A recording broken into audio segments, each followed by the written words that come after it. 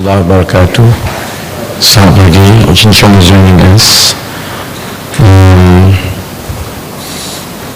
Terima kasih kepada rakan media yang datang. It was quite short notice, and I think the notice went out last night around 10 plus.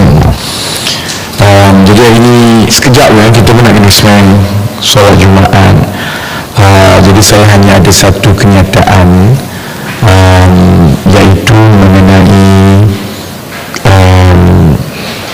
projek 2 bilion tebatan banjir di bawah Kementerian Alam Sekitar dan Air, kerana setiap hari ada perkembangan baru, dan yang terbaru semalam ialah mengenai surat tuntutan ataupun demand letter yang dihantar oleh Datuk Seri Tuan Ibrahim Tuan Mana kepada yang menonton hari ini.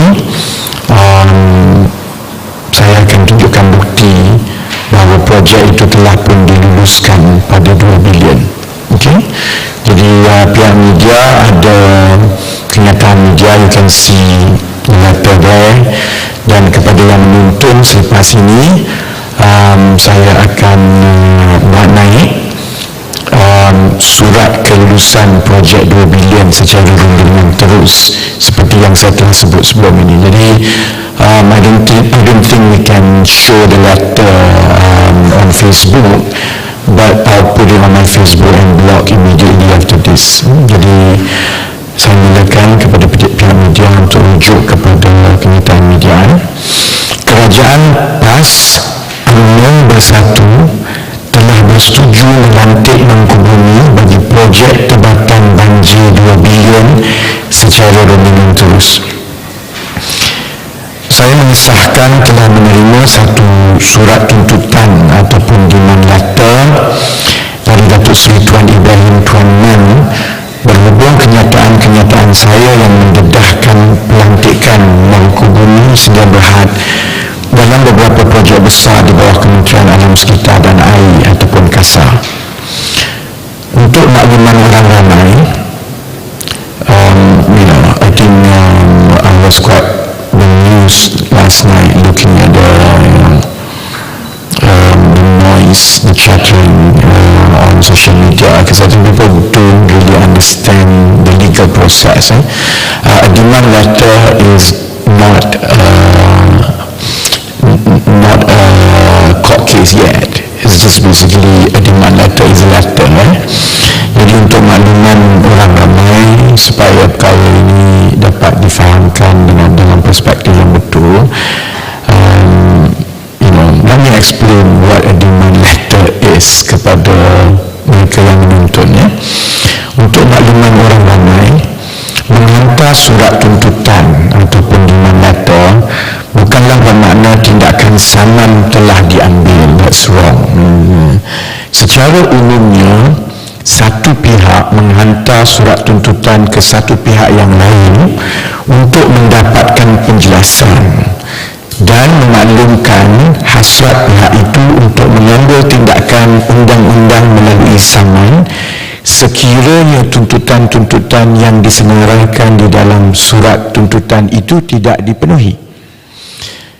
Tindakan saman ini sebenarnya hanya bermula apabila saman itu benar-benar difailkan di mahkamah. And there's a little bit of common sense background about why demand letter comes first before saman.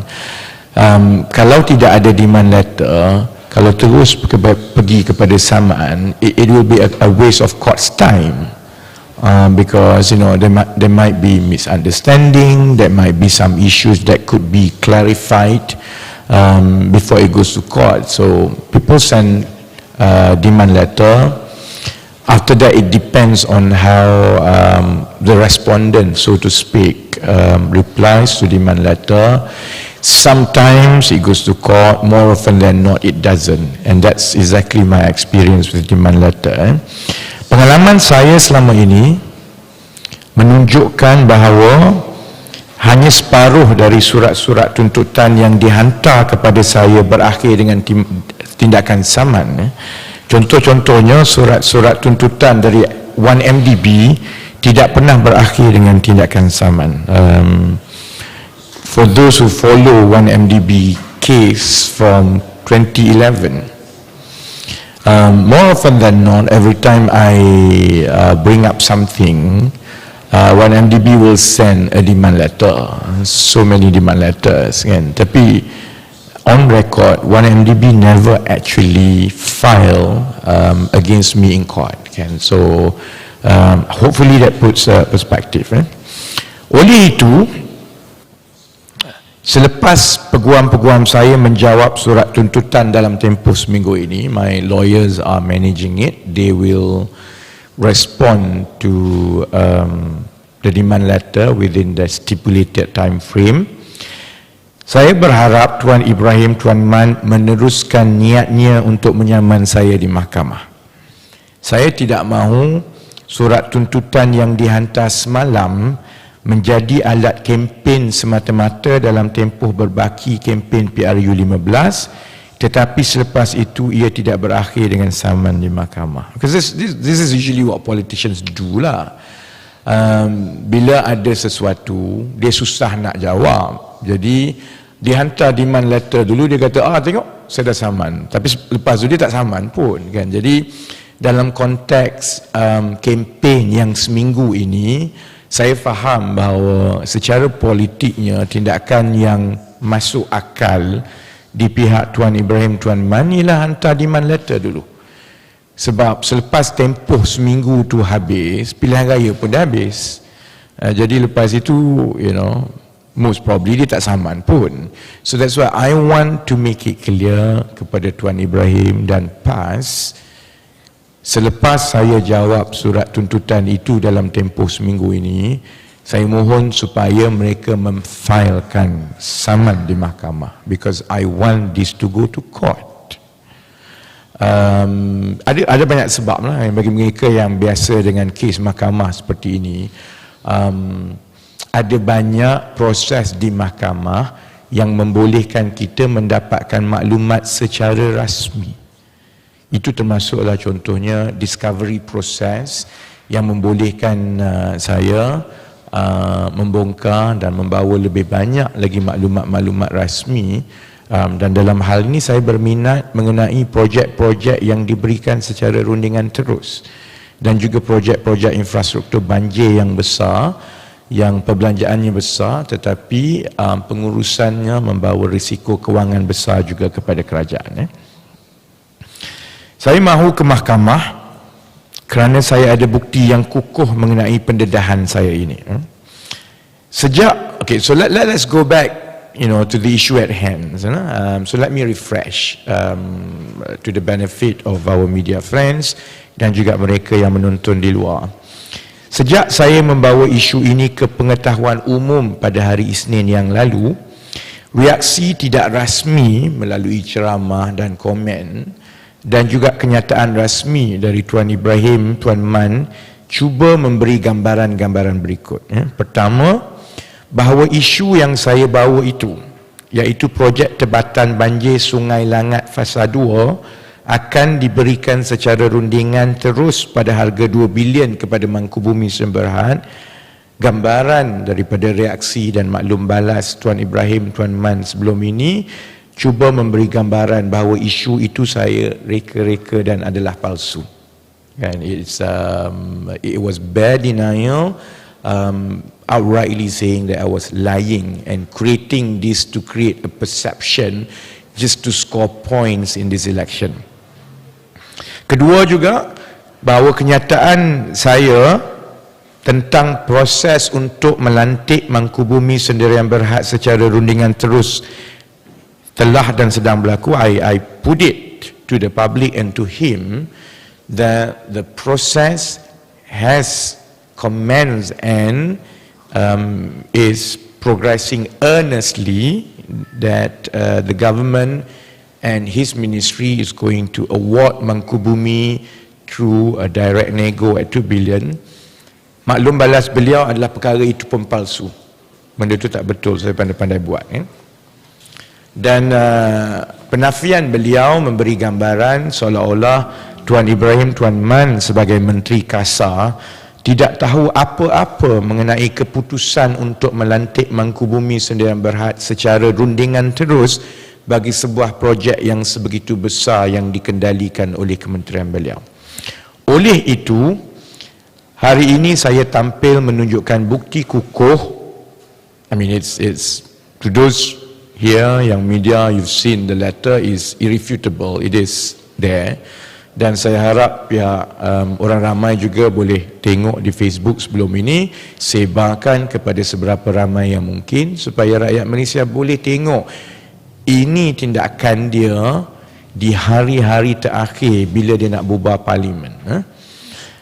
Hari ini saya tampil menunjukkan bukti kukuh bahawa projek Tebatan Banjir Kuala Langat, bukan Kuala Langat, Sungai Langat. Sometimes that's a typo, Sungai Langat. Sungai Langat Fasa 2 berjumlah 2 bilion ini sebenarnya telah pun diluluskan secara rundingan terus kepada Mangkubumi Sdn Bhd. Hari ini saya tunjukkan surat keputusan kerajaan yang telah pun memutuskan untuk melantik Mangkubumi Sdn Bhd secara rundingan terus. Saya bagi peluang kepada Tuan Ibrahim Tuan Man 2, 3, 4 hari yang lepas sebab saya nak tengok what would his reaction would have been. Saya nak tengok sama ada dia jelaskan kepada rakyat bahawa keputusan itu telah dibuat dan dia akan lawan ataupun dia akan perjelaskan. Tapi dia I don't know, either he play naive or like any other politicians, they hope that this will just go away quietly, kan? Saya sertakan petikan surat dari Ketua Setiausaha Perbendaharaan Datuk Seri Asri Hamidun kepada Ketua Setiausaha Kementerian Alam Sekitar dan Air Datuk Seri IR Dr. Zaini Ujang yang bertarikh 7 Oktober 2022 dengan nombor rujukan MOF.BPK-5/59/206/4 yang bertajuk Projek Rancangan Tebatan Banjir Sungai Langat Fasa 2 Selangor. Yang menonton dekat luar, nanti kita akan letakkan surat. Surat ini surat kerajaan daripada Kementerian Kewangan kepada Kementerian Kasar, daripada Ketua Setiausaha Perbendaharaan kepada Ketua Setiausaha Kementerian Alam Sekitar dan Air. Tapi oleh kerana orang di luar masih lagi belum boleh membaca, jadi saya petik beberapa kandungan yang cukup penting. Saya petik kandungan surat tersebut di perenggan 2 untuk manfaat rakyat Malaysia. Dimaklumkan bahawa Yang Berhormat Menteri Kewangan telah bersetuju meluluskan projek rancangan Tebatan Banjir Sungai Langat Fasa 2 Selangor dilaksanakan secara rundingan terus dengan syarikat Mangkubumi Sdn Bhd. Black and white is there, kan? Dan saya harap orang ramai yang menonton memikirkan perkara ini. Maksudnya pegawai-pegawai kerajaan mengambil risiko yang cukup besar untuk mendedahkan surat ini kerana mereka tak boleh terima perkara ini. I mean, they work really hard dan mereka memandang sendiri bagaimana apabila dah dekat dengan parlimen dibubar, kerajaan PAS UMNO Bersatu ini menganugerahkan projek demi projek berbilion ringgit yang disegerakan. Ini bukan saya yang pandai atau cerdik yang dapat cari ini. This is an act of patriotism on the part of civil servants. Dan kalau tidak, I wouldn't have this. Dan kalau tidak, saya takkan berani untuk mendedahkan sebab to me maksudnya kalau pegawai-pegawai kerajaan sudah sampai ke peringkat ini membocorkan dokumen seperti ini di peringkat tertinggi, maksudnya secara moralnya pegawai-pegawai kerajaan tidak boleh menerima tindakan menteri-menteri. Keputusan ini juga merujuk kepada surat dari Perdana Menteri sendiri, Datuk Seri Ismail Sabri Yaakob, mengenai projek ini yang bertarikh 16 Ogos 2022. So I can very quickly read untuk yang menonton. Dengan segala hormatnya perkara di atas dan surat dari pejabat yang amat berhormat Perdana Menteri bertarikh 16 Ogos 2022, rujukan ppm.rb.600/6/2/9 jilid 29/42. Punyalah panjang rujukan, berapa banyak surat ada ni kan. Maknanya perkara ini sebenarnya telah pun diketahui lama dan dibincangkan lama. Obviously it went to and fro from Prime Minister to MOF, kemudian kepada KASA. Surat dari Kementerian Kewangan ini dikeluarkan pada 7 Oktober 2022, and that date is extremely significant, iaitu pada hari pembentangan bajet yang lepas. Bayangkan Tengku Zafrul pada 7 Oktober 2022 di Parlimen membacakan bajet. Pada hari yang sama, Tengku Zafrul juga memaklumkan bahawa kerajaan telah melantik Mangku Bumi Sdn Bhd secara rundingan terus, dan projek itu bernilai 2 bilion ringgit seperti yang saya telah tunjukkan cabutan daripada dokumen dalaman kementerian-kementerian. Think about it. Masa dia sepatutnya sibuk tentang bajet dan sebagainya, priority pada hari itu juga priority is to rush through this 2 billion direct nego project to a company whose track record is universally known to be an UMNO linked company. Secara logiknya, tumpuan keseluruhan kerajaan pada hari itu, pada 7 Oktober 2022, tumpuan Menteri Kewangan sendiri sebab dia yang membentangkan, dan tumpuan Kementerian Kewangan pada hari itu sepatutnya pembentangan bajet. Sebaliknya surat ini dikeluarkan juga pada tarikh itu. Sekarang kita tahu kenapa in hindsight, memandangkan menteri-menteri telah pun tahu bahawa Parlimen akan dibubarkan pada hari Isnin 10 Oktober 2022. Jadi semua projek-projek yang bernilai besar yang sudah tentu, kita tidak boleh salahkan orang ramai, pihak media dan rakyat untuk mempersoalkan sama ada unsur-unsur penyelewengan, rasuah dan sebagainya apabila ia ditangani seperti ini. Sebaliknya yang itu juga yang menjadi tumpuan, kerana menteri-menteri tahu bahawa selepas bajet itu Parlimen akan dibubarkan dan caretaker government will come in. Jadi 7th of October 2022 is the last final date for any awards or any lantikan. Sebab itu saya katakan bahawa projek sebesar ini telah dipercepatkan keputusannya supaya kelulusan diberikan sebelum PRU 15. Baik, it's not in the press release, but I want to elaborate a bit. Sudah tentu Tuan Ibrahim akan kata, oh tidak, sebenarnya tak finalize pun lagi. Macam penafian dia yang pertama. Oh tidak ada apa-apa keputusan, tidak finalize lagi, kerana pekeliling perbendaharaan memaklumkan selepas caretaker government berfungsi, maka tak boleh buat komitmen baru. Okay, ya. Rakan media nanti orang ramai boleh tengok. This is what we call, the loopholes in the whole process.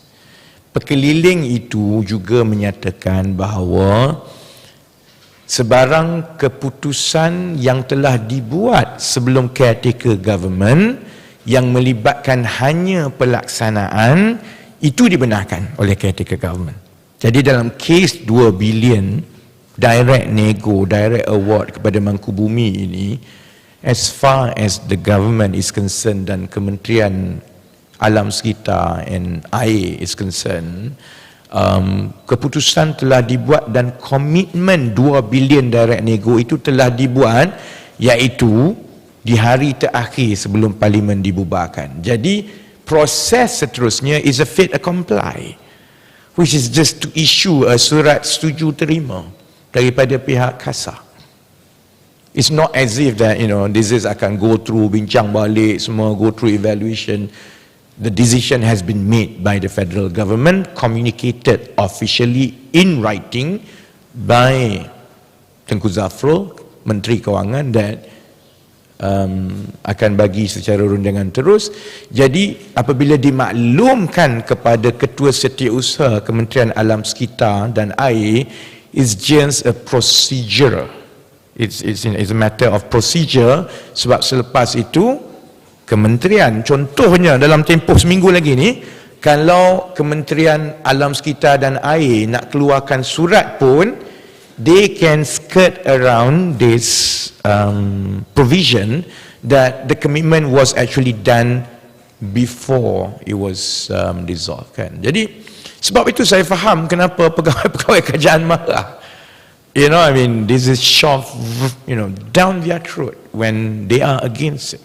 Then the manner it is done on the last day, it was rushed through, and it was 2 billion to a company that in previous media releases I've shown, they bought lots more.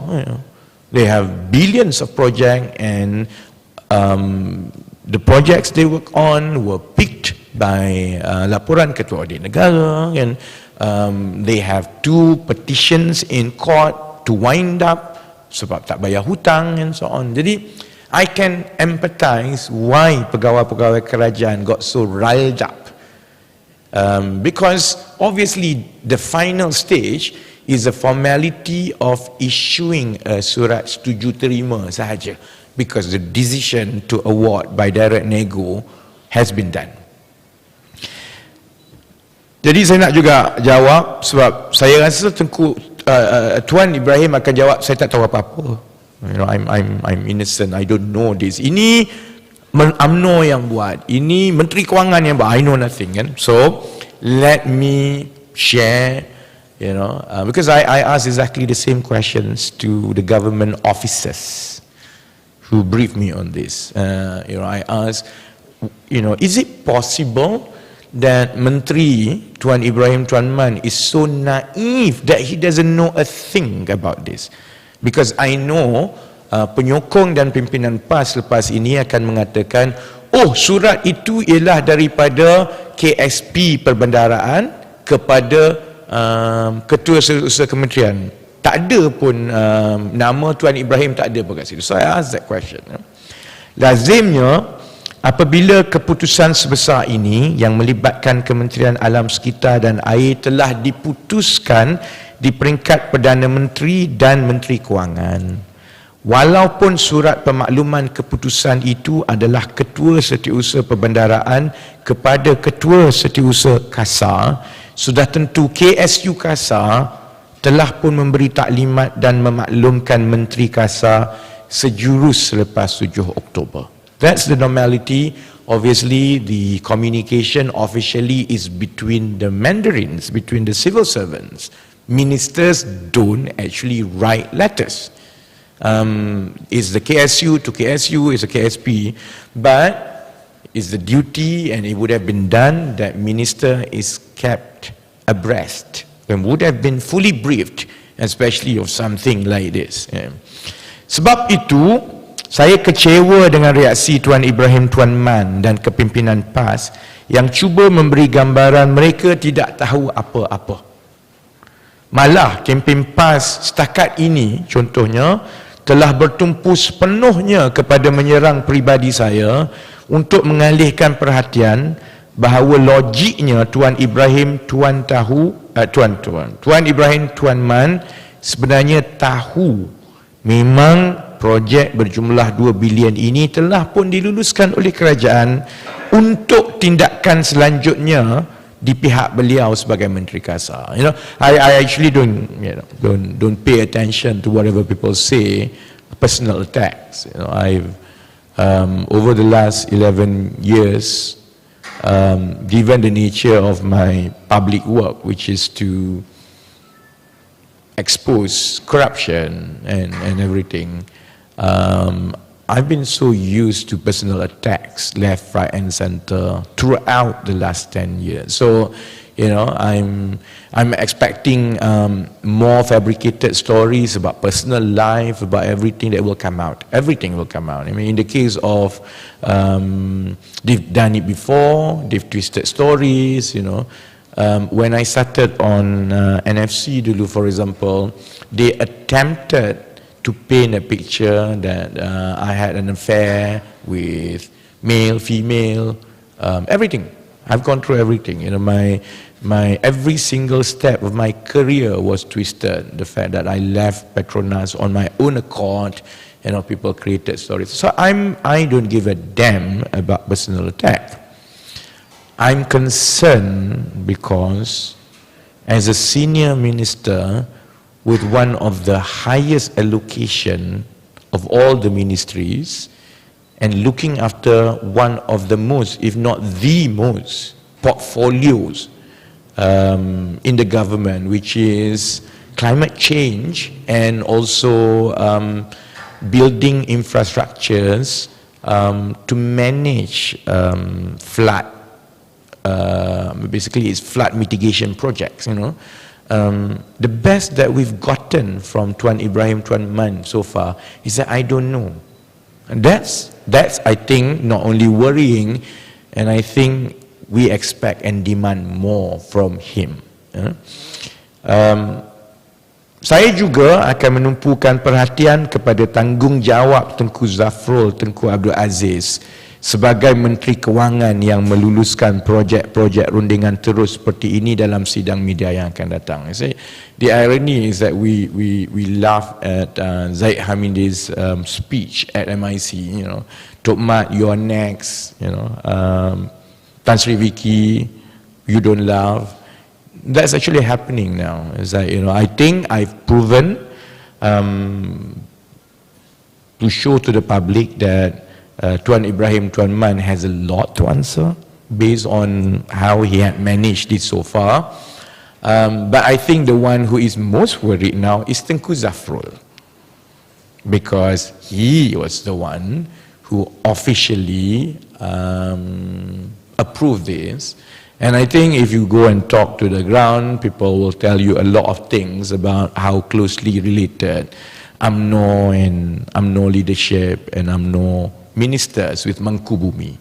So, Tengku Zafrul, you are next. So, I will start focusing as well on Tengku Zafrul. Tapi buat masa ini, saya berharap Tuan Ibrahim Tuan Man tidak berselindung di sebalik satu surat tuntutan untuk mencuci tangan dari tanggungjawab beliau mengenai projek ini. This is 2022. The public demands better from a minister rather than just issuing a demand letter and then expecting that you can get away scot-free from something as big as this. Sekiranya Pakatan Harapan membentuk kerajaan dalam tempoh 10 hari dari sekarang, it's only about 10 more days before we know which coalition forms the government. Saya berhasrat untuk membuat laporan kepada pihak-pihak berkuasa, termasuklah SPRM dan juga PDRM, mengenai peranan Ismail Sabri Yaakob, Tengku Zafrul Abdul Aziz dan Tuan Ibrahim Tuan Man mengenai fungsi, keterlibatan, ketelusan mereka dalam kes ini untuk disiasat sepenuhnya oleh pihak-pihak yang berkuasa. So,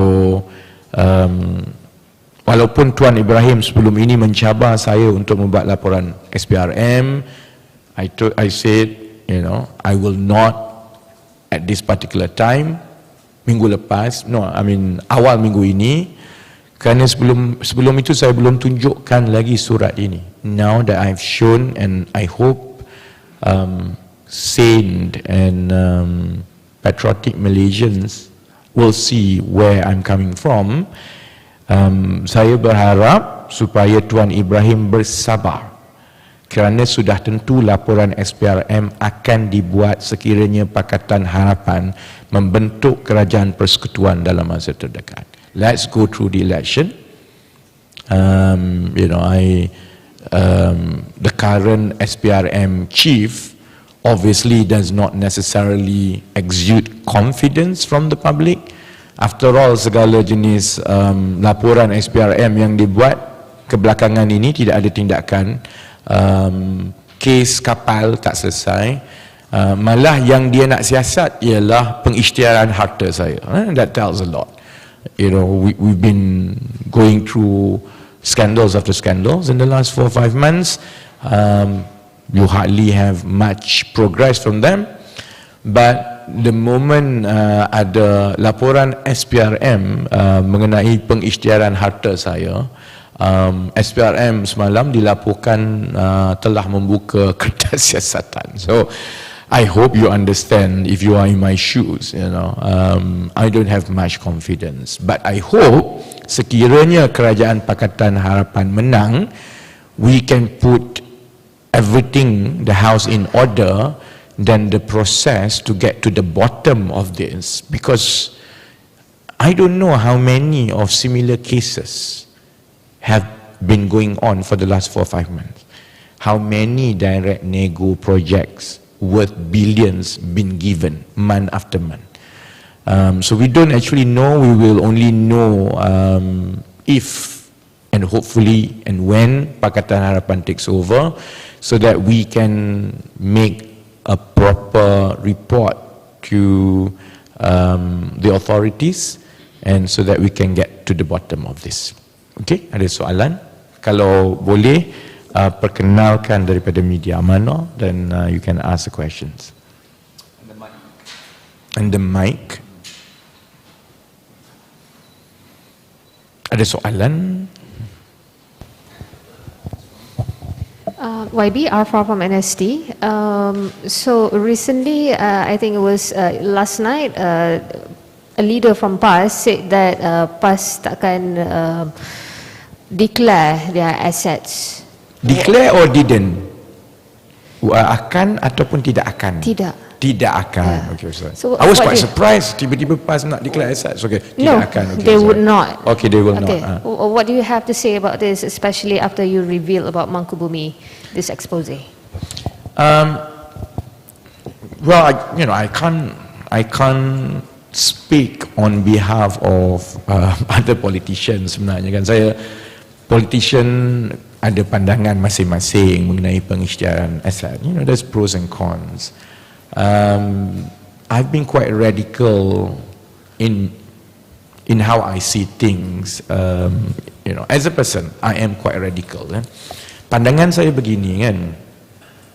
Selepas yang telah berlaku, bukan saja sejak 2018, tapi for the last 10-15 years dengan skandal dan sebagainya kan, keyakinan rakyat kepada proses politik di negara ini semakin tipis. Macam saya sebut semasa pengumuman calon PKR dahulu, saya mengingatkan calon-calon PKR bahawa mereka jangan syok sendiri jadi calon, kerana apabila menjadi calon dan sekiranya menang sebagai ahli parlimen, mereka akan masuk dalam kategori manusia yang paling dibenci di negara ini. Politicians are the most hated. Jadi apabila kita berbincang mengenai pengisytiharan harta, dia sebenarnya bukan nak score brownie points. I mean, I know it's controversial. I know sebahagian besar parti-parti dan ahli politik tak bersetuju. Dalam PKR pun people squirm about it, It's like, ada orang kata this is an overkill lah, lebih-lebih lah. Azmin kata ini gimmick lah, itulah. My view is this: we have to set the bar higher, and it works as a safeguard Maksudnya, orang yang jadi ahli politik, dia tahu they have to justify their assets every year. And while it may not deter completely, I hope it is a strong reminder for anyone who want to take public office that people will scrutinize, you'll be living under scrutiny. So every time you want to commit crime, every time you want to, subterfuge, every time you want to take money, think about it, because, you will come around one way or another.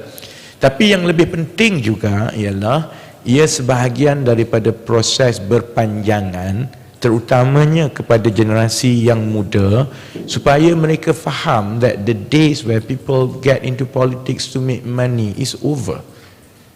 I hope by doing this over time, and more people and more political parties see the merits of doing this, I hope we will be able to attract only the ones who really want to do public service.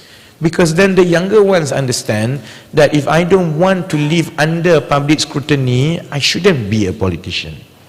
If I don't want, kereta apa saya pakai, rumah apa saya ni, it's like becomes a public knowledge, then you shouldn't be in politics. Spend time building companies. Become great corporate leaders. You will make difference in different ways. So, dalam case PAS, whether they want to do it or whether they don't want to do it, when PKR decided to push this through, it's not to checkmate, or it's not to make us look good or to make others look bad. The judge is out there, the public. And I can't tell actually apa pandangan rakyat mengenai parti-parti atau ahli politik yang tidak mahu mengisytiharkan harta. And I don't presume to know. But as a reform party, PKR has always had pushed the boundaries. We've always pushed the boundaries. And to us, asset declaration is the next step of our evolution to bring back public accountability and hopefully respect for national service, especially for those people who choose to be in public service, because it matters to me. I don't want to be the most hated, in a profession that is most hated. So it has its long-term objective, it has a short-term objective, but I hope, and I'm confident, melihatkan kepada reaksi dan sambutan rakyat setakat ini, saya sebenarnya yakin rakyat akan terus mendesak parti-parti politik untuk mengisytiharkan harta. It's a matter of time. So the sooner PAS or any other parties get into that, I think the better. Yeah. Speaking of asset declaration, I think yesterday DAP also mentioned that they will not be making their candidates declare their assets, and I don't believe Amanah has said anything about asset declaration for their candidates as well. So what are your thoughts on this, since they are also Pakatan Harapan coalition parties? Well, I've explained it just now. I mean, the motivation and our intention. There are things that I think we can agree among the coalition partners very quickly.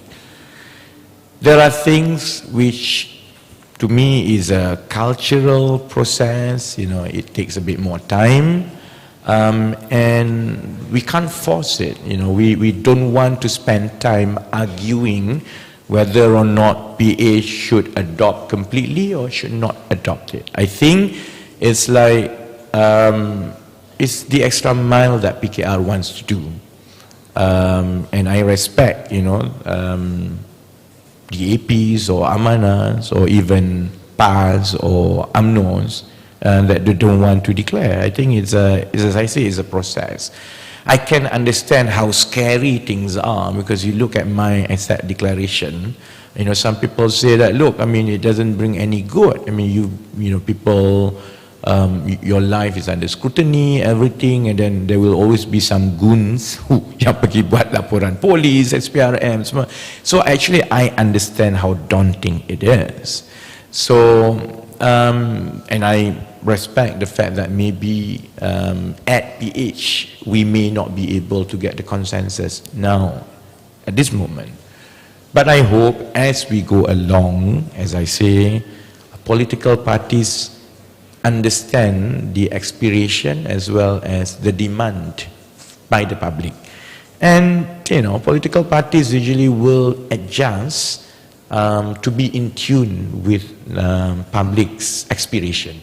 So over time, I'm sure, hopefully the AP, Amanah and all other parties will slowly gravitate towards asset declaration as a culture.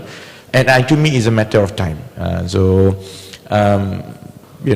Hopefully PKR will be able to convince other parties that, we bite the bullet. It was not easy, but it paid off. And not so much just about winning election, but it paid off in the sense that I think we bring back some sanity and respect to the political process in this country. So this matter of asset declaration was discussed within PH? Many years ago. It was actually discussed, I think, prior to 2018. And then I was out of Majlis President for about 4 years. I only came back in August. By the time we went, by the time it was August, the whole focus of Majlis President was election preparation. So it wasn't brought up per se, If you look at Pakatan's position on asset declaration, obviously Pakatan advocates asset declaration. It's just the difference of opinions even back then in I think that was 2018.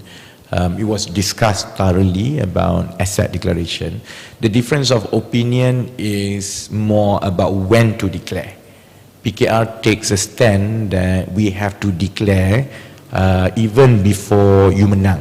The moment you have an intention to take public office, then you have to declare, because PKR sees it from slightly different angle. As I explained before, we see this as a part and parcels of political reforms, to bring accountability.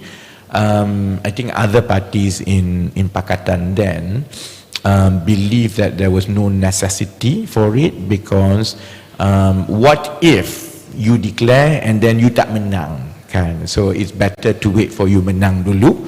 So it's a difference of opinion, and I think it's not my fundamental, so to speak, lah, in that sense, kan? But we intend to stay on course on this, because to us it's part and parcels of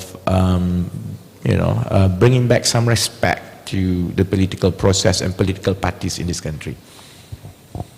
Any other questions?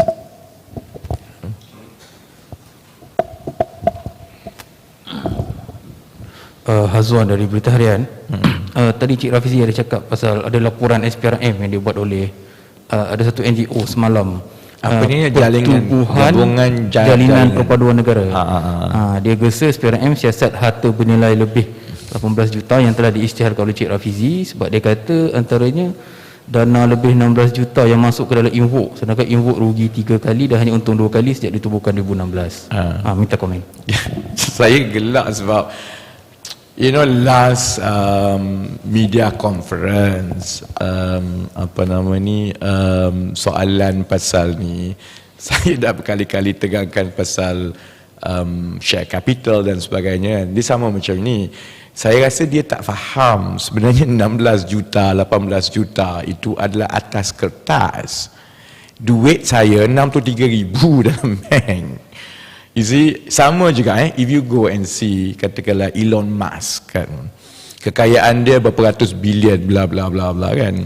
You pergi check bank account dia, bukanlah dia ada 300 bilion dolar. Semua itu atas kertas melalui pegangan saham, kan. Jadi kalau dia jual saham, dia dapatlah duit itu. That's exactly how I've been living my life in the last 2-3 years. So I built a company, the company attracted interest from investors. They value at a certain amount. So my share awal-awal tu, saya subscribe share dalam company saya RM1 satu saham. As the valuation goes up, daripada RM1 dia jadi RM8, jadi RM16. So when I want to make money, when I want to get cash to pay for my annual income, I usually what I do, I see, okay, how much do I need for 1 year? So if I need about 400 grand, so I just sell 400 grand's worth of shares. So I leave on that cash kan. Jadi dia tak timbul soal ini mana datang 18 juta ni semua sebab duit tu tak ada, duit tu company. Duit saya dalam bank RM63,000, duit saya dalam EPF ada 1 juta lebih kan. So that's it. Jadi yalah, nak menjelaskan kepada dia, saya ingat susah jugalah. Sebab after all, this is the same person yang pergi duduk depan pagar Istana Negara merayu yang di-Pertuan Agong untuk memaafkan Najib, membebaskan Najib. So I don't blame him lah, satu comprehension dia agak, most probably, this is not the kind of things that he would pay attention to.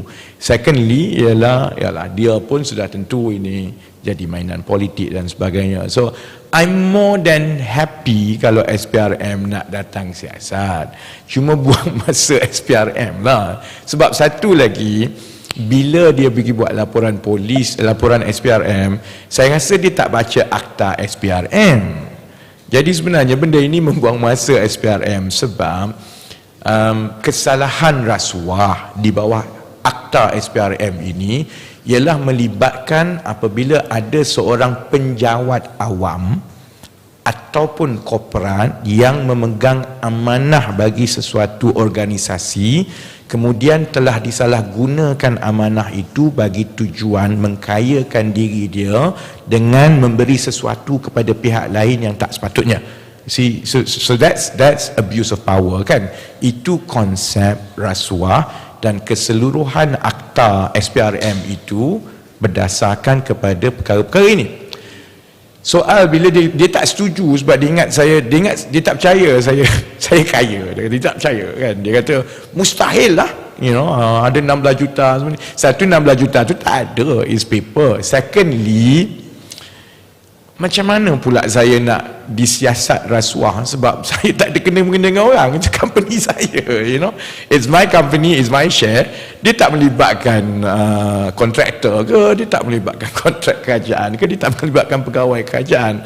So it's almost like SPRM kena pergi siasat makcik jual nasi lemak sebab dia kata nasi lemak dia laku. I mean, it's like, it's not even under the purview of the akta kan. So I'm entertained, seriously. Tapi I think, I'm more concerned kalau contohnya SPRM menghabiskan masa untuk siasat pengisytiharan harta saya dalam keadaan ada isu-isu besar negara macam, kontrak-kontrak yang diberikan sebelum kena bubar, rundingan terus kan. Jadi, what we need is to bring back public's trust and confidence in SPRM. Because we have a lot of cases nak siasat ni. Jadi kalau SPRM datang tiba-tiba full force datang siasat saya, obviously dia akan jadi a joke lah, a national joke. So I'm willing kalau SPRM nak siasat, boleh, tak ada masalah. Saya boleh belanja nasi lemak, but all they will find is just about RM63,000 in my account lah. Okay, ada soalan lain? Assalamualaikum, nama saya Nasrul, saya pensyarah di universiti. Saya nak tanya, berdasarkan pendedahan Tuan Rafizi, ini mencadangkan bahawa terdapat kepincangan pada sistem procurement di di kerajaan. So sekiranya Tuan Rafizi, parti Tuan Rafizi berjaya, adakah akan ada overhaul dalam sistem ini?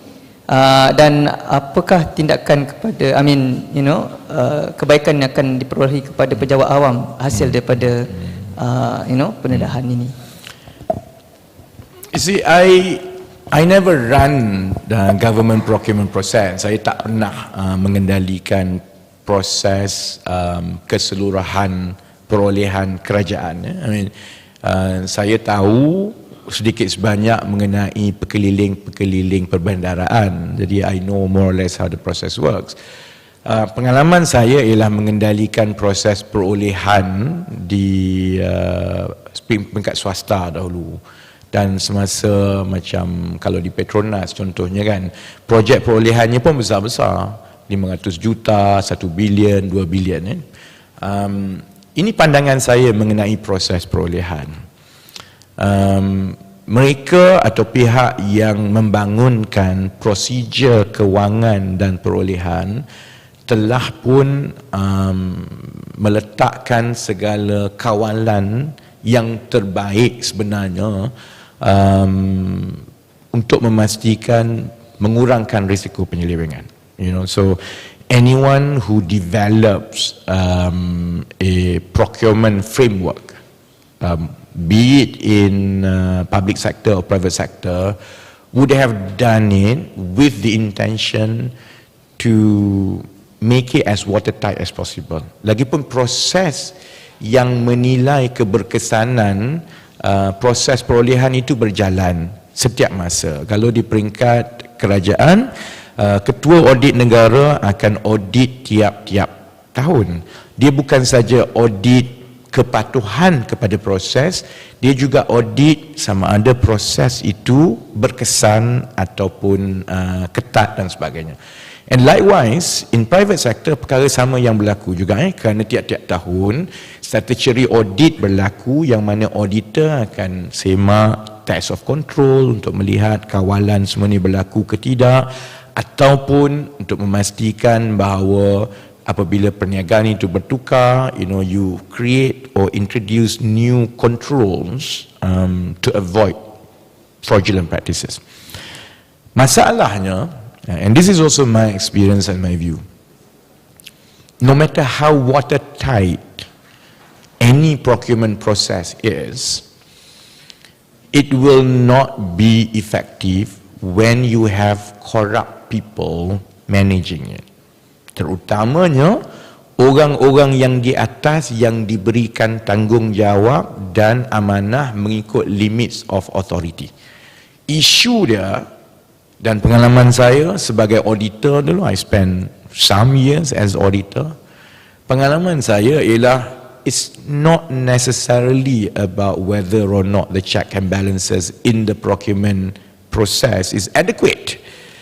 It's usually because the people who were supposed to follow the rules and to abide by letter and by spirit of the procurement process, sebab dia corrupt. And when they are corrupt, they can, they can skate around, they can gloss everything. So banyak cara yang mana perkara itu boleh dibuat. Saya bagi contoh lah yang paling bagus. Contoh yang paling bagus ialah 1MDB Goldman Sachs. Dia tukar satu saja. Dia tukar satu phrase saja, iaitu instead of cakap guarantee letter daripada kerajaan Malaysia kepada 1MDB untuk membolehkan 1MDB raise money arranged by Goldman Sachs, dia tukar dokumen dan arrangement itu sebagai letter of support, surat sokongan kerajaan Malaysia. Sedangkan keseluruhan kandungan surat sokongan itu meletakkan liability itu kepada kerajaan Malaysia. So it is, in essence, it was a guarantee. Tapi sebab dia bukan nama guarantee, dia hanya letter of support, secara prosedurnya, kerana prosedur itu menyebut hanya jaminan gini yang perlu dibawa ke kabinet, then it's not a jaminan, dia hanya surat sokongan.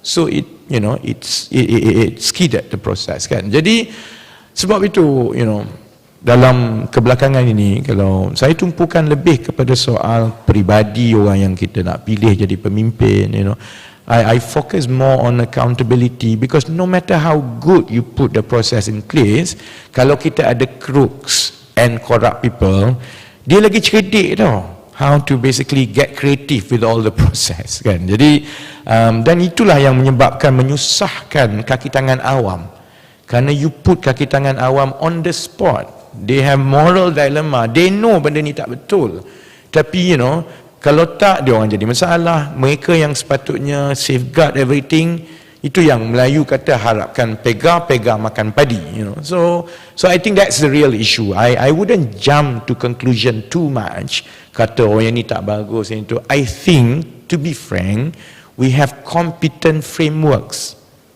across the board. Isunya ialah the deterioration of the moral fibre of public office holders, especially the politicians. Ada soalan lain? Kita nak pergi semayang, no? Saya nak makan roti kat luar. Hello? Okay, tak ada eh? Okay. Oh, yeah, sure. Yeah. Hang on.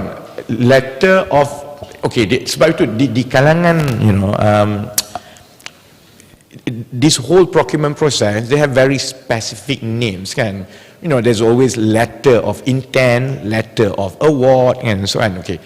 This is not a letter of intent nor a letter of award, but it is basically a procurement decisions. Saya bertanya kepada pegawai-pegawai kerajaan lah, what would happen next, kan? Yang berlaku ialah kementerian boleh saja keluarkan satu surat tawaran. Dalam procurement kerajaan dipanggil surat setuju terima, SST. Letter of award ni usually more on you know, some big project macam kapal semua tu adalah maksudnya dia approach kerajaan untuk buat something, dan kerajaan issue LOI, from LOI then they negotiate the detail contract, daripada situ letter of award. So most probably what would happen is that, you know, after this this is considered an you know, a decision. After this, kementerian akan runding dengan Mangkubumi, the nitty-gritty, the payment process and so on. Once that has been ironed out, they will issue surat setuju terima or something like that. That most probably by procurement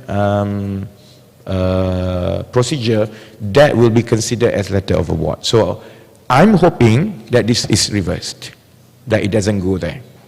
So because I don't think, as far as I know from civil servants, the binding document to appoint Mangkubumi has not gone out. But you know, it's a fait accompli lah. If we don't bring this up, it will come out, and once it comes out, then it becomes legally binding. Okay, all right. Okay, yeah. Hang on. Can we take it separately, because kalau tak kesian kat media. So you know, they have to go on and do their work. Okay, all right. About you becoming finance minister? No, I think it's too, well, people say here and there and so on. I think any discussion about any discussion about appointments, you know, cross the line first. I think we should only think about it once kita menang. Even then, kalaupun Pakatan Harapan menang, it is the prerogative of the Prime Minister. And so I have no opinion about that, and I think it's best to focus on the election. All right, thank you very much. Okay.